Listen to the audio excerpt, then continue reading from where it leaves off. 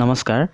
অসম চৰকাৰৰ তৃতীয় আৰু চতুৰ্থ বৰ্গৰ পদত যিসকলে আবেদন কৰিছিল তেওঁলোকে ইতিমধ্যে হয়তো এডমিট কাৰ্ড ডাউনলোড কৰিছে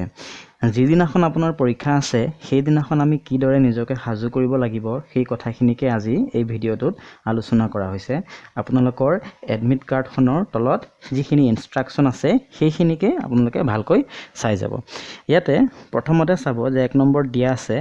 নো candidate will be allowed to appear in the examination hall without admit card and it should be produced before the invigilator when asked admit কাৰ্ডখন আমি সকলোৱে লৈ যাব লাগিব যিখন আপোনালোকে ডাউনলোড কৰিছে দুই নম্বৰ দিয়া আছে every candidate has to carry at least one photo identity card issued by government authority for matching photo with name মানে আমি এখন ফটো আইডেন্টিটি কাৰ্ড আমাৰ আধাৰ কাৰ্ডে হওক বা ভোটাৰ আইডিয়ে হওক বা আমাৰ ড্ৰাইভিং লাইসেন্সখনে হওক এখন আমি লগত লৈ যাব লাগিব যাতে আমাৰ ফটোখন আমি এপ্লিকেশন দিয়া ফটোখনৰ সৈতে আমাৰ মেচিং কৰিব পাৰে 3 নম্বৰ দিছে No candidate will be allowed to enter or leave the examination hall during the examination hours unless directed to do so. মানে পৰীক্ষাৰ শেষ হোৱাৰ আগতে কোনেও পৰীক্ষা হলৰ পৰা ওলাই যাব নোৱাৰে 4 নম্বৰ আছে যে any book, paper, cell phone, calculator or any electronic gadget or objectionable materials are not allowed in the examination hall. Candidates are allowed to bring only admit card, ballpoint pen, photo identity card and credit debit card inside into the examination hall. There will not be any provision for deposit of mobile phone, electronic items, etc. Candidates are directed not to bring any prohibited items with him মানে ইয়াৰ অৰ্থটো হৈছে যে আমি examination হলত কোনো কিতাপ cell phone হওক বা আমাৰ স্মাৰ্ট ওয়াচ হওক বা ক্যালকুলেটৰ হওক কোনো ইলেক্ট্ৰনিক গেজেট আমি লৈ যাব নোৱাৰিম একমাত্ৰ আমি এডমিট কাৰ্ডখন বল পইণ্ট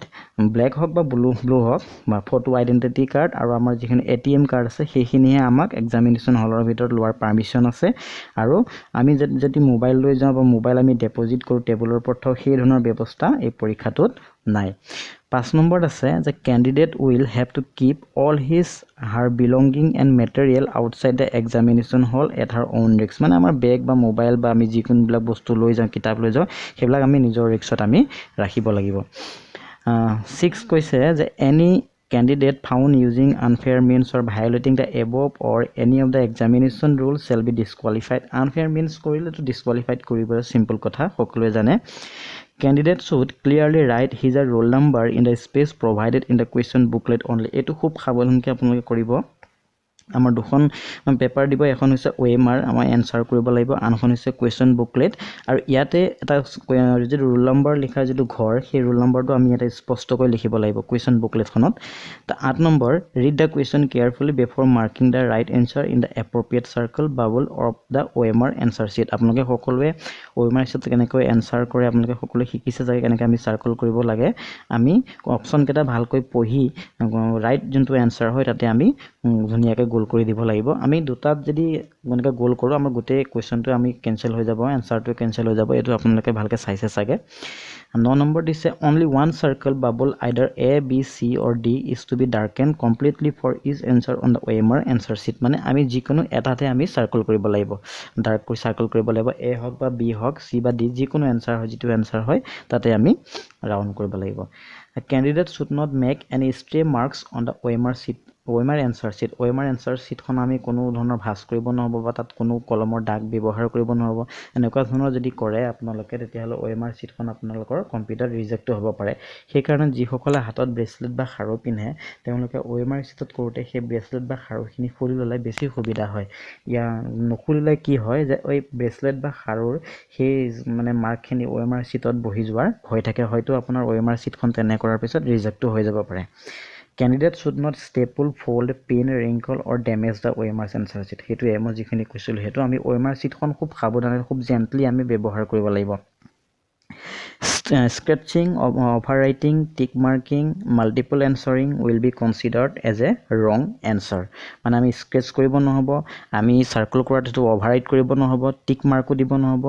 বা আমি যদি এটা কোৱেশ্চনৰ দুটা অপচনত যদি আমি ডাৰ্ক কৰো হেতু আমাক wrong answer বুলিয়ে ধৰা হ'ব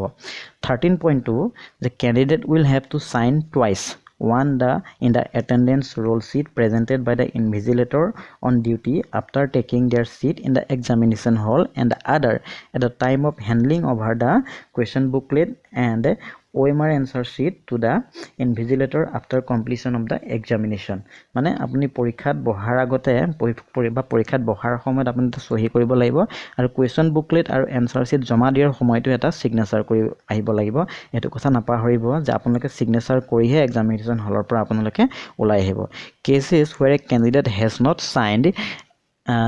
এটো এবসেন্ট বুলি ধৰা হ'ব। যদি আপোনালোকে সহি নকৰে তেতিয়াহলে তাক এটো এবসেন্ট বুলি ধৰি লোৱা হ'ব। গতিকে দুটা যে সহি কৰিব লাগিব। প্ৰথমতে যদি ইনভিজিলেটৰে কেতিয়াবা পাহৰিবও পাৰে বা নাপাহৰে তেওঁলোকে, তথাপিও আপোনালোকে দুটা যে সহি কৰিব লাগে সেইটো একদম মনত ৰাখিব।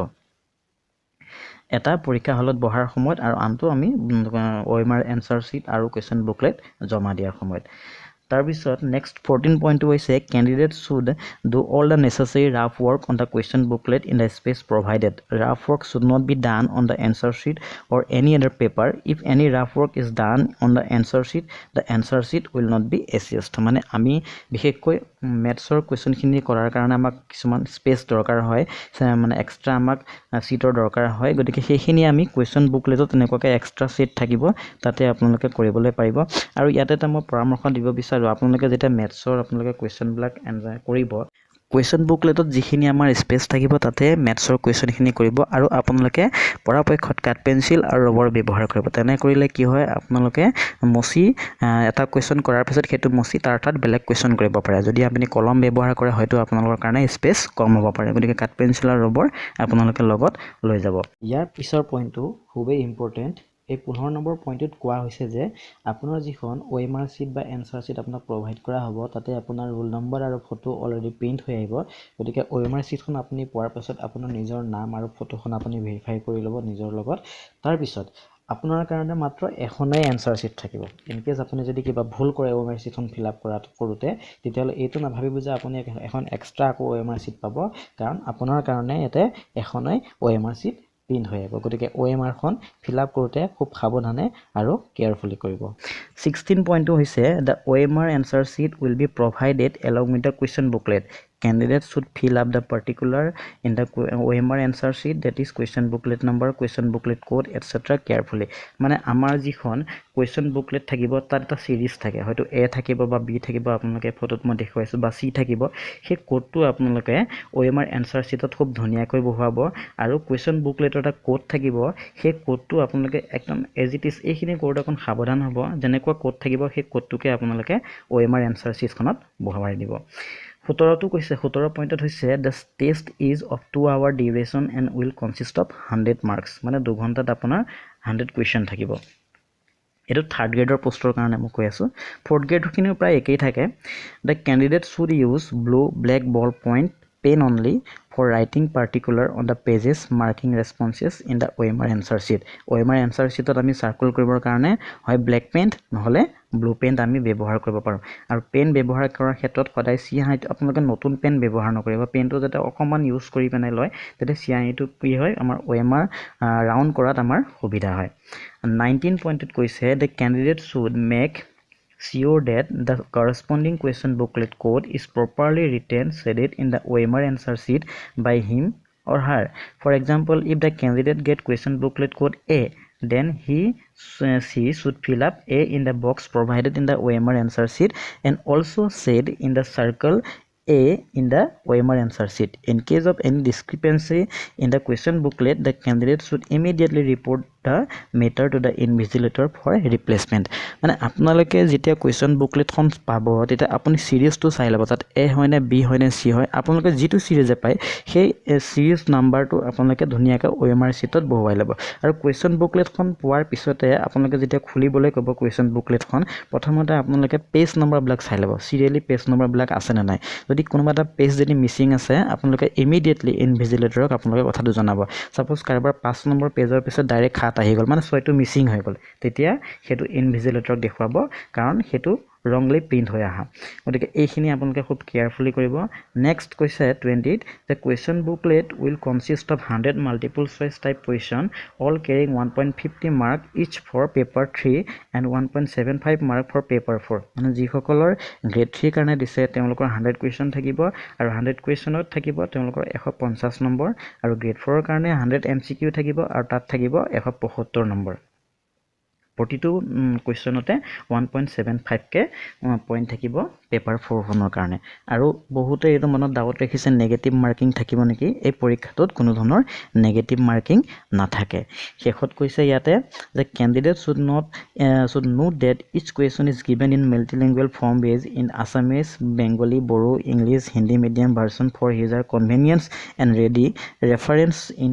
case of any discrepancy or confusion in medium version the English version will be treated as the authentic version মানে আপোনালোকে যেটো মিডিয়াম আপুনি সিলেক্ট কৰিছে সেই মিডিয়ামতে আপোনালোকে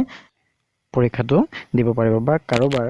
মিডিয়াম অফ ইনষ্ট্ৰাকচনক লৈ যদি কিবা কনফিউজন থাকে তেতিয়াহলে তেওঁলোকে ইংলিশ ভাৰ্চনটোকে তেওঁলোকৰ অথেন্টিক ভাৰ্চন হিচাপে ব্যৱহাৰ কৰা হ'ব 23 পইণ্টত কৈছে যে candidate has to report immediately if the OMR sheet received is found to be torn or damaged যদি কাৰোবাৰ ডেমেজ OMR sheet ৰিচিভ কৰে বা ফাটি যোৱা OMR sheet যদি কোনোবাই পায় তেওঁলোকে ইমিডিয়েটলি ইনভিজিলেটৰক তেওঁলোকে এই বস্তুটো অৱগত কৰাব গতিকে থুলমূলকৈ পৰীক্ষাৰ হলত সোমোৱাৰ আগতে বা পৰীক্ষাৰ দিনা আমি লগত কি বস্তু নিব লাগিব প্ৰথমতে আমাৰ এডমিট কাৰ্ডখন একদম এটো নাপাহৰিব এডমিট কাৰ্ড নিব লাগিব ব্লু বা ব্ল্যাক আপোনালোকে দুইটাই পেন লৈ যাব হয় ব্লু বা ব্ল্যাক যিকোনো এটা পেন লাগিব আমাৰ লগত তাৰ পিছত পাসপোৰ্ট সাইজৰ ফটো লাগিব তাৰ পিছত ফটো আইডেন্টিটি কাৰ্ড লাগিব আমাক পাসপোৰ্ট ফটোৰ কথা ইয়াতে কোৱা নাই আধাৰ কাৰ্ড হওক বা ভোটাৰ আইডি হওক বা আমাৰ যিকোনো আপুনি ফটো থাকা যিকোনো এখন আইডেন্টিটি কাৰ্ড লগত লৈ যাব এডমিটখনটো আমাৰ থাকিবই গতিকে এই বস্তুখিনি কাট পেন্সিল আৰু ৰবৰ আপোনালোকে মেথছৰ কাৰণে লৈ যাব এক্সট্ৰা লুজ পেজ কোনো লগত নানিব কাৰণ হেতু একদম স্ট্ৰিক্টলি ইয়াতে কোৱা হৈছে আৰু আপোনালোকে যিখিনি বস্তু ল'ব সেইখিনি নিজৰ ৰিক্সত আপোনালোকে যেনেকে পাৰে তেনেকে আপোনালোকে ৰাখিব গতিকে ইনষ্ট্ৰাকচন হিচাপে এইখিনিয়ে গতিকে খুব কেয়াৰফুলি আপোনালোকে ইয়াৰ লগতে OMR কুৱেশ্যন বুকলেটখিনি পঢ়িব কুৱেশ্যন বুকলেটখনৰ যিখিনি কোড আছে সিৰিজ আছে সেইখিনি ধুনীয়াকৈ আপোনালোকে OMR চিটত বহাব সাৰ্কেল কৰোতে খুব সাৱধান আপোনালোকে ইতিমধ্যে শিকিছে বা এনেকুৱা ধৰণৰ পৰীক্ষা দিছে খুব আমি একদম গোটেই বক্সটো আমি সাৰ্কেল কৰিব লাগিব গোটেই সাৰ্কেল কৰি ধুনীয়াকৈ ডাৰ্কেন কৰিব লাগিব গতিকে এইখিনিয়ে আশা কৰোঁ আপোনালোকে আগন্তুক পৰীক্ষাটোত খুব ভালকৈ দিব পাৰে মোৰ ফালৰ পৰা আপোনালোকক বেষ্ট অফ লাক ধন্যবাদ